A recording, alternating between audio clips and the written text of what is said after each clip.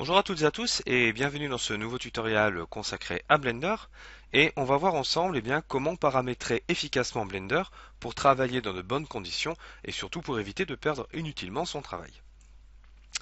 Pour ce faire, on va cliquer sur File, User Preferences. Alors il faut savoir que lorsque vous allez installer Blender, il arrive par moment que avec votre souris, vous n'allez pas pouvoir manipuler les vues dans Blender. Pour ce faire, vous cliquez sur Input, Emulate Free Button Mouse, qui va vous permettre de tourner autour de votre objet avec la molette de votre souris, de zoomer sur votre objet avec la molette de votre souris. Et quand je vais faire un Shift et que je reste appuyé sur la molette de ma souris, cela va me permettre de translater ma vue. Autre chose aussi qui est très intéressant, c'est au niveau des add-ons. Au niveau des add-ons qui sont classés ici par catégorie, vous avez la possibilité donc de rajouter des plugins supplémentaires dans Blender. Je vais vous montrer un exemple flagrant et parlant. Lorsque je vais appuyer ici sur la barre d'espace, je vais tout simplement activer le moteur de recherche de Blender qui va me permettre par exemple de trouver des fonctionnalités, des utilitaires dans Blender si par exemple j'ai un trou de mémoire au niveau du nom ou bien même du raccourci qui lui est associé.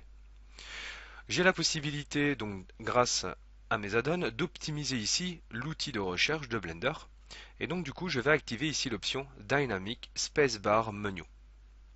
Et regardez la différence, lorsque je vais appuyer sur ma barre d'espace, je vais retrouver mon fameux moteur de recherche, mais ce que je vais surtout avoir ici, ça va être les différents utilitaires et fonctionnalités de Blender qui vont être rassemblés dans un seul et même menu.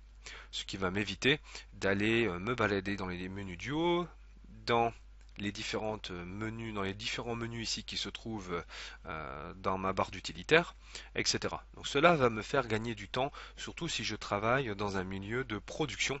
Ça va me permettre de gagner très vite du temps, vous voyez, pour aller chercher mes diverses options et menus dans Blender.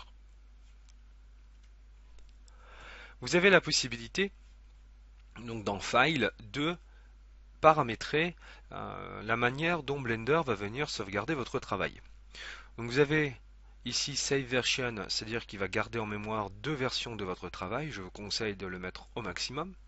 Il va vous permettre de retrouver 10 versions différentes de votre fichier. Je vous conseille de le mettre à 30 au maximum parce que lorsque vous allez avoir un crash Blender, quand vous allez aller dans File, Recovery Live Session, Recovery Autosave, il vaut mieux avoir ici un grand nombre de récurrences de votre fichier pour espérer récupérer au moins une version à jour avant le crash de Blender ou voire même de récupérer votre dernière version. Et le save version, ça c'est bien si par exemple vous avez ici sur les recover autosave. Donc là ça va vous permettre de récupérer plusieurs versions de votre fichier. À ça, je vous conseille dans l'autosave de le mettre toutes les minutes si vous êtes sur un fichier vraiment important, en sachant que ça va venir utiliser un peu plus de ressources machine que d'habitude, mais mieux vous utilisez un peu plus de ressources et de garder votre travail bien au chaud. Autre chose aussi, regardez lorsque je vais appuyer sur la touche T et la touche N. N et T. Vous voyez, j'ai mon espace 3D qui est constamment redimensionné. Si je fais un Shift barre d'espace, cela va me permettre d'avoir un espace de travail optimisé en plein écran. Cependant, si j'appuie de nouveau sur la touche T et la touche N, je vais avoir ici mon espace de travail qui va être réduit. Et donc du coup ici les fenêtres vont venir comme pousser mon espace de travail et les réduire. Eh bien j'ai la possibilité de corriger cette problématique en activant une nouvelle option. Donc dans Système, vous avez l'option Region Overlap. Et regardez ce qui va se passer. Quand je vais appuyer sur la touche T, touche T et touche N, déjà je vais avoir ici un genre de transition d'apparition et de disparition. Et surtout, regardez ce qui va se passer. Je ne sais pas si vous l'avez remarqué, mes barres sont devenues translucides. Pas transparentes, mais translucides. Donc du coup, cela va me permettre de garder un espace de travail maximal. Et donc du coup, si par exemple je fais un Shift D et que j'ai les objets qui se retrouvent derrière, j'ai quand même une vue d'ensemble de mon travail et non plus une vue réduite et masquée par les barres ici qui se trouvent de chaque côté.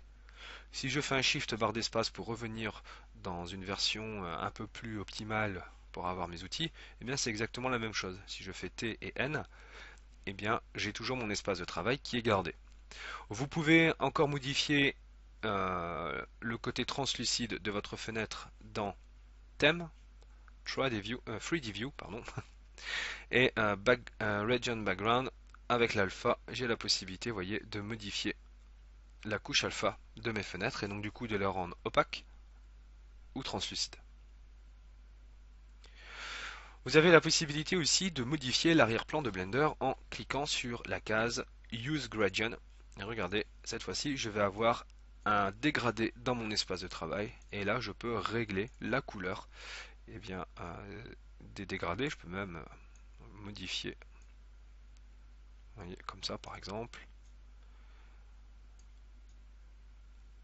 Voilà, le mettre comme ça, ce qui va me permettre de modifier l'aspect de mon travail et puis aussi de reposer les yeux dans Blender au lieu d'avoir cet espace gris et terne. Là, je peux mettre des couleurs qui sont un peu plus appropriées à ma vue. Voilà, et donc du coup, cela va me permettre par exemple de récupérer des couleurs d'interface que j'avais l'habitude de voir dans d'autres utilitaires 3D par exemple. Autre chose aussi, et qui est vraiment très sympathique, ça va être le matcap. Alors je vais vous montrer tout de suite ce que c'est. Donc je vais ici, alors créer une nouvelle scène. Voilà. Alors regardez, oui, phénomène intéressant, ça j'ai oublié de vous en parler. Vous avez vu, là j'ai créé une nouvelle scène. Donc je suis revenu dans un nouveau fichier Blender et il a perdu l'ensemble de mes paramètres. Et bien pour éviter tout ce problème-là, on va dans File, User Preferences, on va cliquer ici sur Emulate 3D Button, Dynamic Spacebar Menu. Dans notre système, on va remettre tout ça au maximum. Voilà. Ici, toutes les minutes. Et je vais faire Save User Settings. En faisant ça, je garde tout simplement les paramètres que je viens d'activer dans Blender et qui fait que lorsque je vais créer une nouvelle scène, voilà, et que je vais retourner dans mes préférences utilisateurs, vous voyez, le input est toujours là. Au niveau de la donne, c'est toujours coché. Au niveau du système, au niveau file, pardon, c'est resté. Donc n'oubliez pas ici de faire Save User Settings. Donc on va parler maintenant des matcaps. Donc je vais rajouter ici ma Suzanne. Je vais lui ajouter un Subdivision Surface x2 et un Smooth. Le matcap, ce sont des informations de texture qui sont pré-paramétrées et que l'on retrouve ici dans ZBrush. Les matcaps, c'est vraiment des notions que l'on retrouve très fortement dans ZBrush. Et ce sont des textures que l'on ne peut pas rendre et que l'on ne peut pas modifier. Donc, quand je vais appuyer sur la touche N et que je vais cliquer sur Display, je vais avoir ici l'option matcap. Et l'option matcap va me permettre ici d'avoir des presets de rendu pour bien visualiser par exemple le volume d'un objet. Donc je vais prendre ici une couleur or. Et voyez ce qui se passe, j'ai bien la texture qui s'est appliquée sur mon objet et cela va me permettre de bien visualiser les volumes de mon personnage. Alors je vais prendre ici un fichier que j'avais déjà travaillé. Voilà. Je vais revenir ici en Object Mode. Je vais appuyer de nouveau sur la touche N. On va prendre matcap et regardez, on va prendre une couleur un peu peau. Et là, vous voyez ce qui se passe. Eh bien, j'ai tout simplement un meilleur rendu de mes différents volumes sur mon monstre. Voyez. Et donc, du coup, cela va me permettre de bien corriger et de bien visualiser les volumes de mon personnage. Alors, si je clique ici, par exemple, sur un nuancier de gris, vous voyez, cela va me permettre de bien mettre en valeur les muscles, par exemple, de ma bestiole et de vérifier si j'ai pas des aberrations au niveau des proportions. Et ça, vous pouvez le faire comme ça de façon indéfiniment. Vous voyez, ça, c'est le gris que l'on retrouve dans Sculptrice, par exemple. Vous voyez. Ici, on peut retrouver un peu la couleur que l'on a dans ZBrush. Et puis après, vous pouvez avoir d'autres nuanciers pour, par exemple, ici, bien mettre en avant la silhouette de votre personnage. Une dernière option vraiment très utile, et ça c'est pour la sauvegarde de votre travail. On va retourner dans File, User Preferences, et ici on a une option qui s'appelle Keep Session. Le Keep Session va tout simplement garder en mémoire le dernier état de votre travail lorsque vous allez quitter Blender ou lorsque vous allez avoir un crash. Alors regardez, on va faire un Shift D ici pour dupliquer mes objets et on va simuler un crash Blender. Voilà, Blender vient de planter, notre travail est perdu et là on pleure toutes les larmes de notre corps. Et donc du coup, eh bien, regardez lorsque je vais relancer Blender. Et ben non, notre travail est toujours là. Et ça, c'est une option super qu'on attendait depuis un bout de temps. Parce que lorsque vous avez l'habitude de travailler dans des versions bêta ou alpha de Blender, parce que des nouvelles fonctionnalités ont été intégrées qui ne sont pas encore officiellement sorties, et que vous souhaitez les tester dans une modélisation, eh bien, il vaut mieux avoir ce genre d'option ou avoir un système de sauvegarde bien rodé pour éviter de perdre son travail. Et ça, ce Keep Session est vraiment excellent, puisque là, ça nous évite justement de tout perdre. Autre chose aussi vraiment bien, regardez, je vais sélectionner ici l'ensemble de mes options, avec la touche B, je vais faire un CTRL-C, donc là il va me dire qu'il va venir copier dans un espace tampon mon travail, je vais faire OK, je vais créer une nouvelle scène, et je vais faire un CTRL-V. Et là automatiquement, eh bien il va garder, il va faire une copie de mon travail, ce qui va me permettre d'avoir plusieurs versions différentes dans différents fichiers. Et ça c'est vraiment top.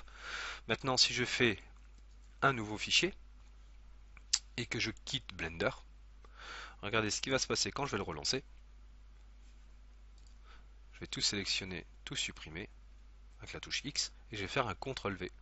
Et là, tant que vous n'avez pas redémarré l'ordinateur, eh bien Blender va garder dans cette zone tampon eh bien, une copie de votre travail. Alors ça aussi, c'est toujours une option supplémentaire dans la sauvegarde de votre travail, dans la préserve de votre travail. Et ça, c'est vraiment très important lorsque vous êtes sur des fichiers assez volumineux et surtout lorsque vous travaillez en production ou que vous souhaitez aussi partager votre travail.